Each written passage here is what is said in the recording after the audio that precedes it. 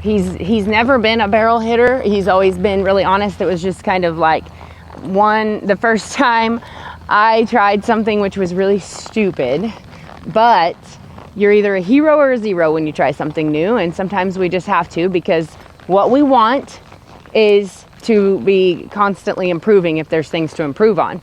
This horse has been placing along for a long time now, and he's usually about 2 or 3 tenths off of what wins first, and he leaves it at the first barrel. So I talked about that in my last video on him, I'm pretty sure, and changed some things, but I decided to try him in a Loomis, and I think maybe I talked about that in my last video. And I ran him at a jackpot with it, and I liked it. And then I ran him in the first round of the Ruby Buckle in it, and his first barrel was good, but the second barrel, I went to the horn a little early, and when I picked up like this, he just came right to it and just turned over the top of the second barrel. Because a Loomis is very direct. When you pull on a Loomis, everything comes here. When you pull on a shank bit, like if I pick up on this, there's leverage in the purchase right here. So when I pick up, if I've gone to the horn a little early and I pick up like this, they're gonna give me that extra step that I need, okay? When you're in a Loomis, they just come to that. There's no leverage. So it cost me.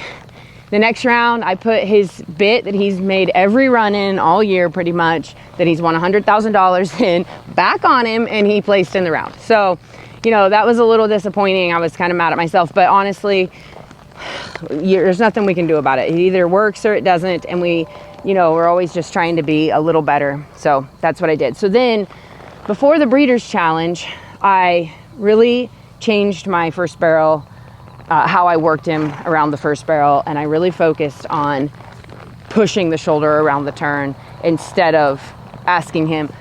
Okay, so with this horse, I've done a lot of riding him in a Loomis and asking him to kind of stay low, come here, and keep that hip moving like so. And I'm sure I've done it in a lot of his videos. I don't always remember what I've talked about, but I'm sure I have.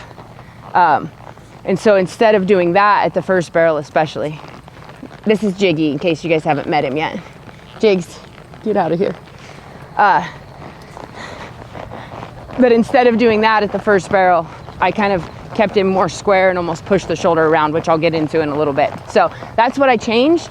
And in the first round at the Breeders' Challenge, which was the Open, he was awesome. His first barrel was probably one of the best first barrels he's ever had.